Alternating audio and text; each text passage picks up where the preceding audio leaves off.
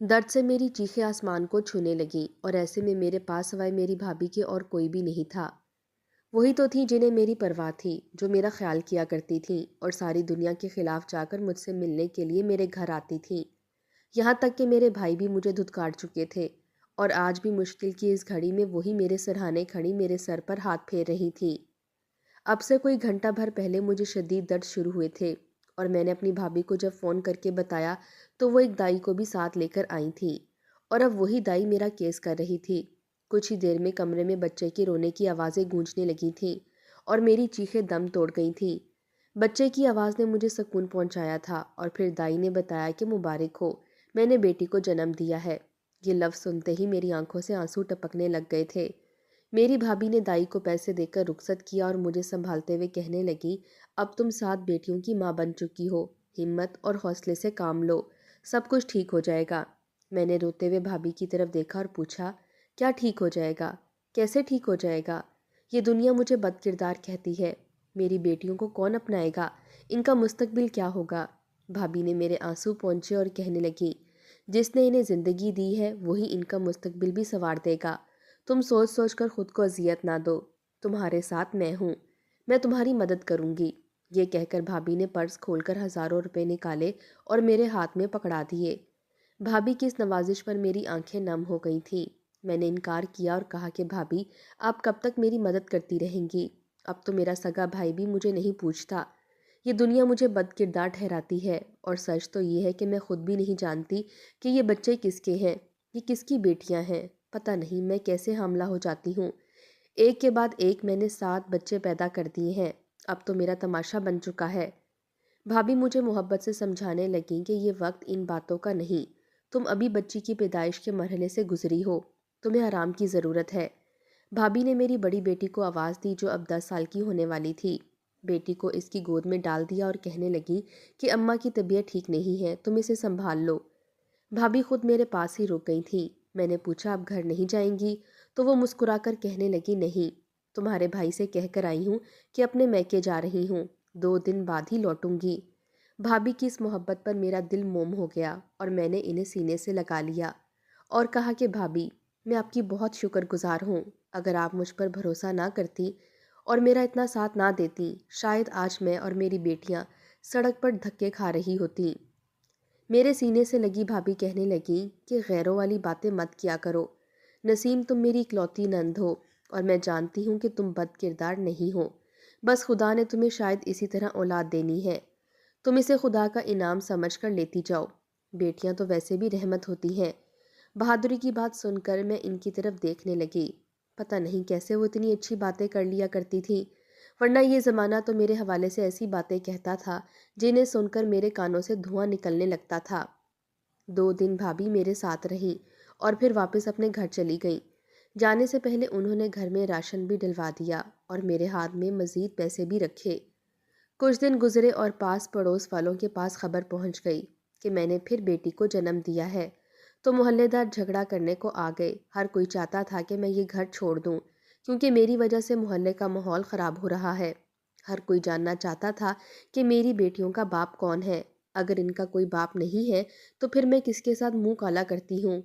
میرے مکان مالک کی مہربانی تھی جس نے مجھے ابھی تک اس گھر میں رکھا ہوا ہے، کیونکہ میری بھابھی اسے وقت پر کرایہ ادا کرتی تھی۔ بڑی مشکل سے محلے داروں نے ہمارا دروازہ چھوڑا اور پھر کچھ دنوں بعد مجھے گھر کا کچھ سامان لینے کے لیے گھر سے نکلنا پڑا۔ 7 بیٹیوں کو اندر چھوڑ کر میں نے باہر سے تالا لگایا اور سودا لینے کے لیے دکان پر گئی تو دکان والے نے ادھر ادھر دیکھا اور پھر جھک کر مجھ سے کہنے لگا، اپنا ریٹ ہی بتا دو، میری بیوی مجھے خوش نہیں رکھتی، جب دل چاہے گا تمہارے پاس آ جاؤں گا۔ اس کی بات سن کر شرم کے مارے میرا چہرہ سرخ پڑ گیا اور میرا دل چاہا کہ میں اس کا منہ توڑ دوں۔ میں نے غصے سے اسے کہا کہ بڑے ہی بدذات ہو، شرم نہیں آتی ایک عورت سے ایسی باتیں کرتے ہوئے؟ مجھے دیکھ کر اپنے لال دانت نکال کر وہ زور سے ہنسا اور کہنے لگا، لو بھائی، بغیر شوہر کے تم 7 بچوں کی ماں بن گئی ہو، بڑی پارسائی کا لبادہ اوڑے گھومتی ہو، بڑی پاک دامن ہو، جانتا ہوں اچھی طرح تم جیسی عورتوں کے پاس بچوں کی پیدائش کیسے ہوتی ہے۔ سیدھی طرح اپنا نام بتاؤ اور کام کرو۔ تم جیسی عورتیں شریفوں کے محلے میں رہیں یا طوائفوں کے بازار میں، کام تو ایک ہی کرتی ہے نا۔ اچھا ہے، اس طرح ہمیں بھی بدنام جگہ نہیں جانا پڑے گا اور یہیں شریفوں کے محلے میں کام ہو جائے گا۔ میری آنکھوں سے آنسو ٹپکنے لگے اور میں بغیر سودا لیے وہاں سے نکل گئی۔ بار بار اپنے سر سے چادر کو ٹھیک کر رہی تھی اور اپنے آپ کو دنیا کی نظروں سے چھپاتی میں نے ایک گلی ہی پار کی تھی کہ دو لڑکے میرے پیچھے پیچھے چلتے ہوئے کہنے لگے، کیا بات ہے بھائی، 7 بیٹیوں کی اماں کو دیکھو، مگر حیرت کی بات تو یہ ہے کہ ابھی بھی کنواری ہے۔ اگر شادی کرے گی تو کتنے بچے پیدا ہوں گے؟ یہ کہہ کر وہ دونوں زور سے ہنسے تھے اور میرے قدموں تلے سے زمین نکل گئی تھی۔ اس معاشرے میں تو ایک ایسی عورت کو جینے کا حق نہیں دیا جاتا جس کی 7 بیٹیاں شوہر سے پیدا ہوں۔ پھر میں تو وہ عورت تھی جس نے بغیر شادی کے 7 بیٹیاں پیدا کی تھیں اور خود بھی اس بات سے انجان تھی کہ ان کا باپ کون ہے۔ مجھے کیسے جینے کا حق دیا جا سکتا تھا؟ جیسے تیسے میں ضرورت کا سودا لے کر گھر لوٹ آئی تھی اور اپنے آپ کو کمرے میں بند کر لیا تھا۔ میری چیخیں، میرا رونا سارے گھر میں گونج رہا تھا۔ میری 7 بیٹیاں پریشانی سے میرے آس پاس بیٹھی تھیں۔ وہ سب کی سب بالکل ایک جیسی نظر آتی تھیں، جیسے ان کا باپ ایک ہی ہو۔ سب کی نیلی نیلی آنکھیں ہی تھیں اور رنگت ایسی سرخ و سفید تھی کہ ہاتھ لگانے سے میلی ہو جائیں، جبکہ میں سانولی تھی اور میری آنکھیں بھوری تھیں۔ پتہ نہیں میری بیٹیاں کس جیسی تھیں، کبھی کبھی تو وہ بالکل میری بھابھی جیسی لگتی تھیں، کیونکہ میری بھابھی کی آنکھیں بھی نیلی تھیں اور وہ بھی بہت گوری تھی۔ لیکن میری بیٹیاں میری بھابھی پر کیوں جاتیں؟ شاید اس لیے کہ اچھے برے وقت میں میری بھابھی ہی ہر وقت میرے ساتھ تھیں۔ انہیں دیکھ دیکھ کر ہو سکتا ہے کہ حمل کے دنوں میں میری بیٹیاں بھی ان جیسی ہو گئی ہوں۔ جو بھی تھا، میری بچیاں بہت خوبصورت تھیں، لیکن شاید ان کے نصیب اتنے خوبصورت نہیں تھے۔ میری بڑی بیٹی نے جب مجھے اس طرح روتے پیٹتے دیکھا تو آ کے میرے گلے لگ گئی اور کہنے لگی، اماں کیوں پریشان ہوتی ہو؟ میں ہوں نا آپ کے ساتھ، ہم مل کر ساری بہنوں کو سنبھالیں گے اور سب کچھ ٹھیک ٹھاک ہو جائے گا۔ مجھے اس معصوم کی باتیں سن کر مزید رونا آ گیا۔ اسے کیا معلوم تھا جب وہ اس گیٹ سے باہر نکلے گی تو یہ دنیا اس کے ساتھ کیسا سلوک کرے گی۔ میں نے دل سے دعا کی کہ میرے مجرم کو عبرتناک سزا ملے، جنہوں نے مجھے بغیر شادی کے حاملہ کر دیا، مجھ پر ایسا ظلم ڈھایا کہ وہ کبھی سکون سے نہ رہ سکے۔ کبھی کبھی تو مجھے اپنے بھائی سے بھی شکوہ ہوتا تھا، جس نے میری پاک دامنی پر بھروسہ نہ کیا تھا اور پہلے حمل پر ہی مجھے گھر سے اس نے باہر نکال کر کہہ دیا تھا کہ اپنے اسی عاشق کے پاس دفع ہو جاؤ جس کی اولاد اپنے پیٹ میں پال رہی ہو۔ میں بہت روئی تھی، اپنے بھائی کے پاؤں پکڑے تھے، لیکن انہوں نے میری بات پر اعتبار نہ کیا۔ وہ تو میری بھابھی تھیں جنہوں نے آگے بڑھ کر نہ صرف مجھے سنبھالا تھا بلکہ سینے سے لگایا تھا کہ کرائے کا گھر بھی انہوں نے ہی مجھے لے کر دیا تھا اور آج تک میرا خرچہ وہی اٹھاتی آ رہی تھیں۔ میں نے سارے زمانے میں ایسی بھابھی نہیں دیکھی تھی۔ انہوں نے سگی بہنوں سے بڑھ کر میرے ساتھ محبت کا سلوک کیا تھا۔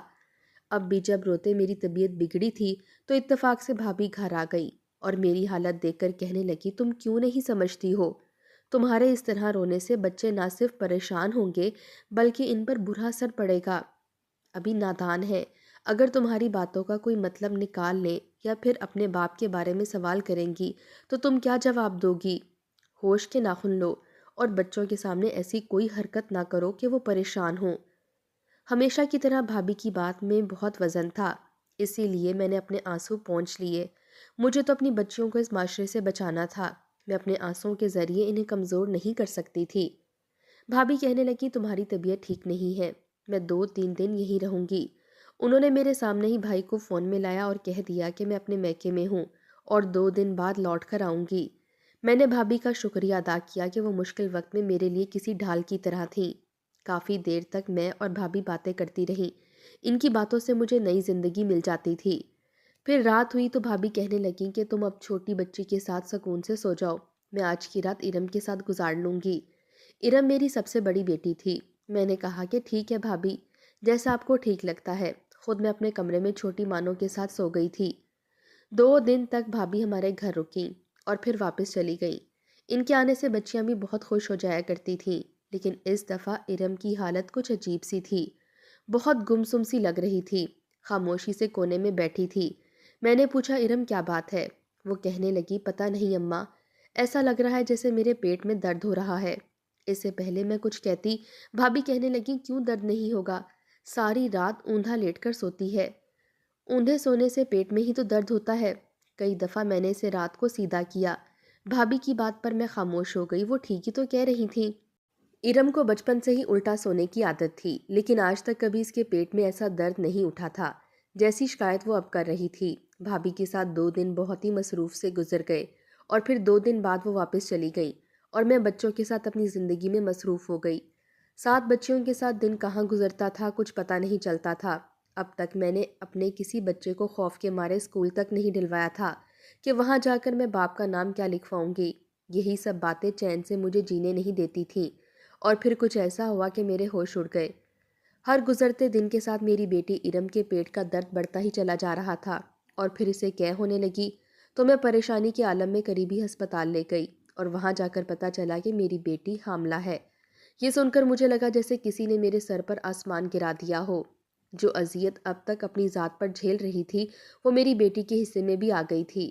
لیکن یہ کیسے ممکن تھا کہ میرے ہوتے ہوئے میری موجودگی میں کسی نے میری بیٹی کے ساتھ بدکرداری کر دی ہو۔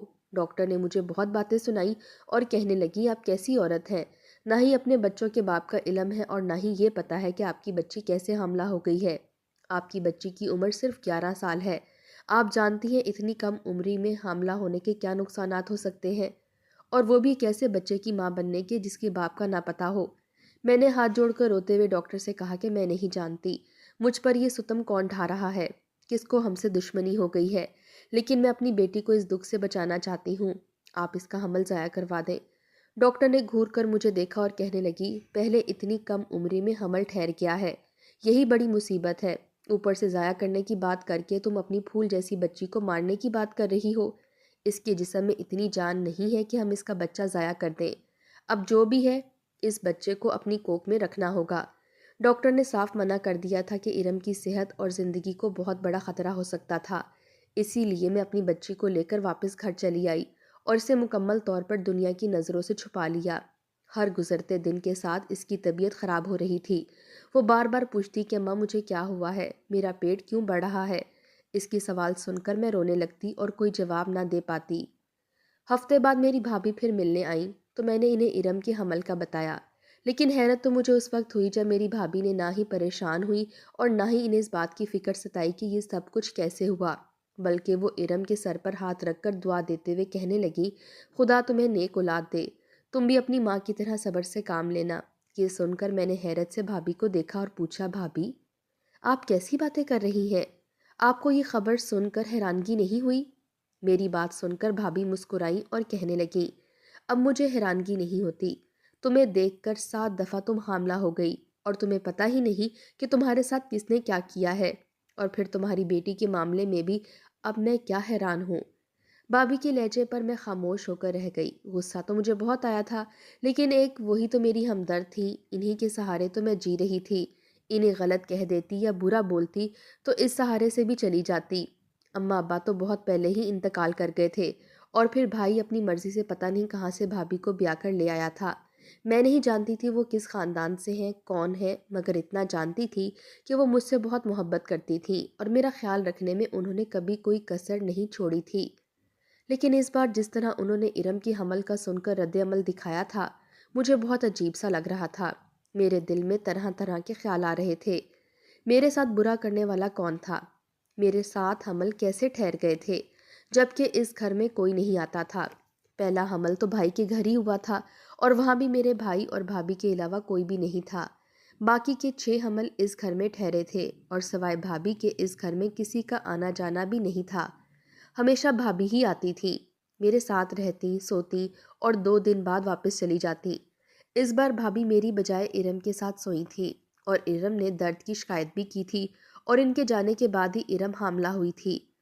تو کیا ان سارے حمل کے پیچھے بھابھی کا ہاتھ تھا؟ لیکن ایک عورت ہو کر وہ کیسے ہمیں حاملہ کر سکتی تھی؟ یہ سب کر کے انہیں کیا حاصل ہوتا ہوگا، جبکہ وہ تو اب تک خود ہمارا خرچہ اٹھا رہی تھی اور ہماری وجہ سے اپنی شادی شدہ زندگی کو بھی خطرے میں ڈال کر بیٹھی تھی، کیونکہ وہ ہمیشہ بھائی سے چھپ کر میرے پاس آتی تھی۔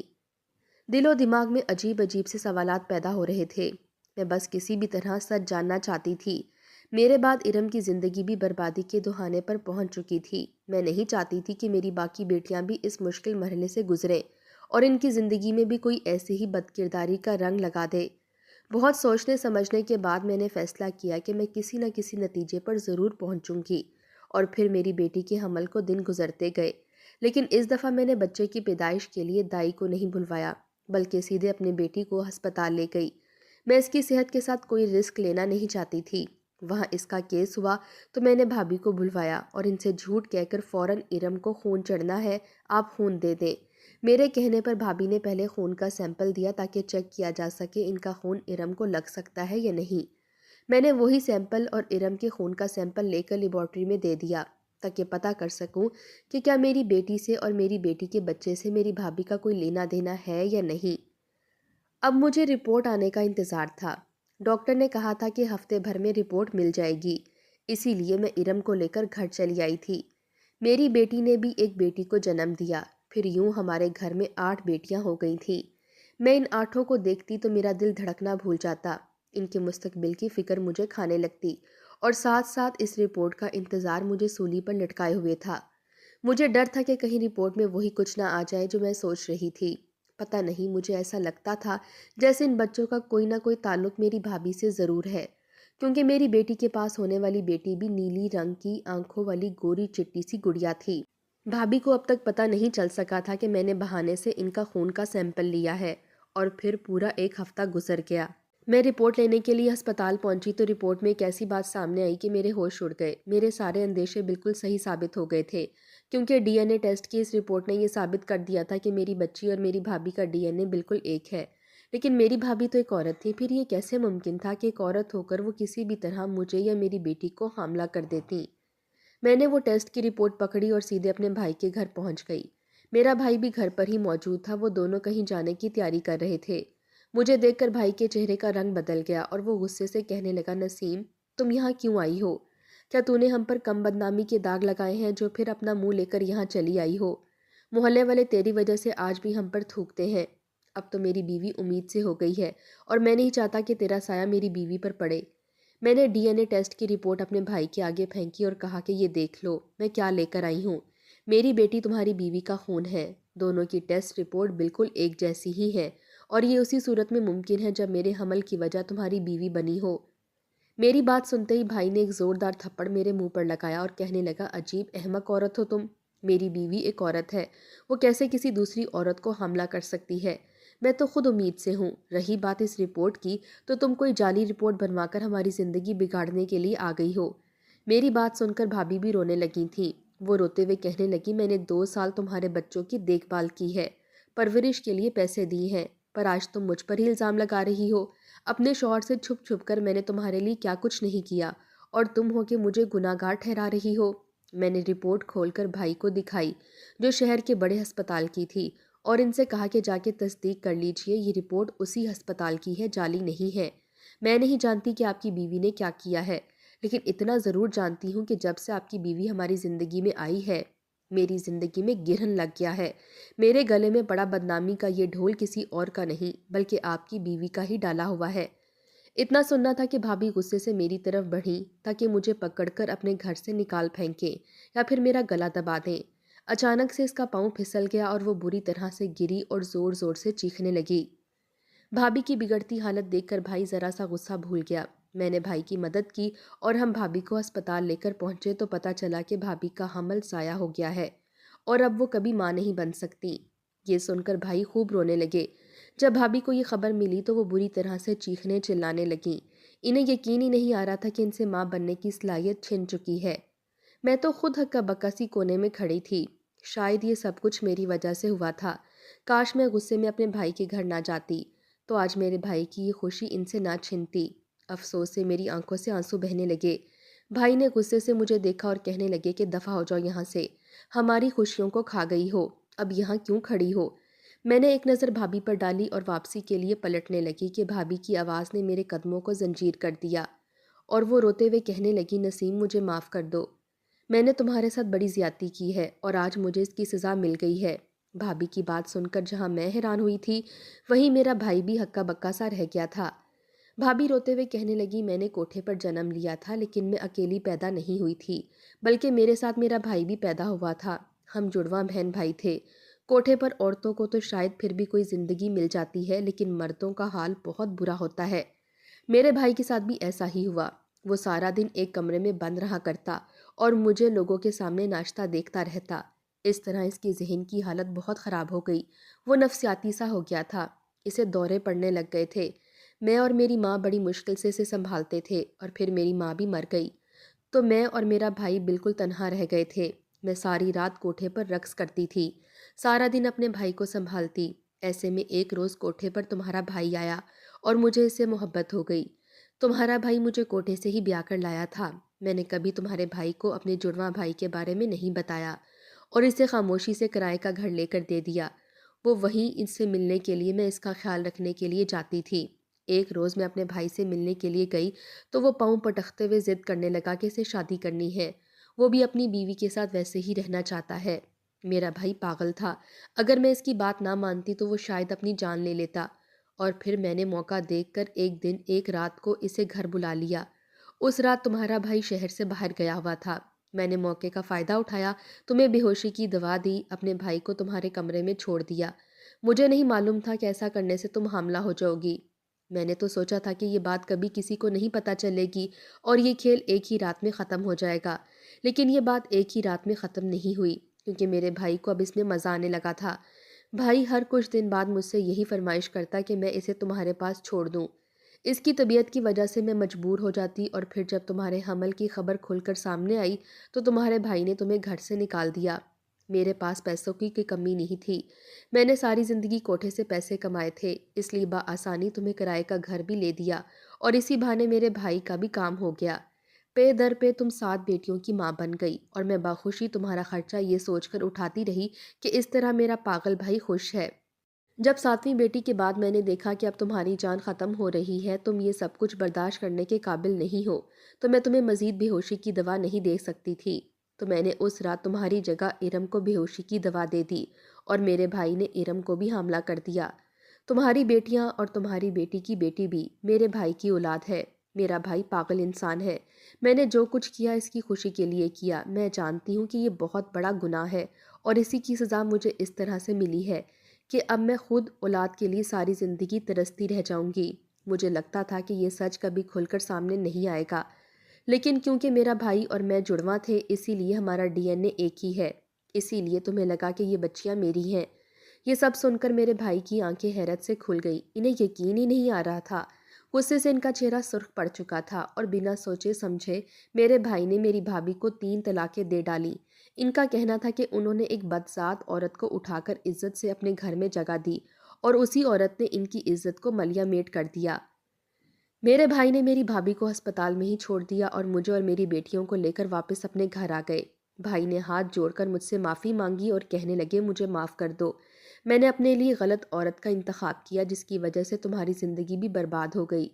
سچ جاننے کے بعد میں نے بھائی کو معاف کر دیا تھا کیونکہ ان کی کوئی غلطی نہیں تھی، البتہ شاید آنے والی ساری زندگی میری بیٹیوں کو بہت کچھ بھگتنا پڑے گا۔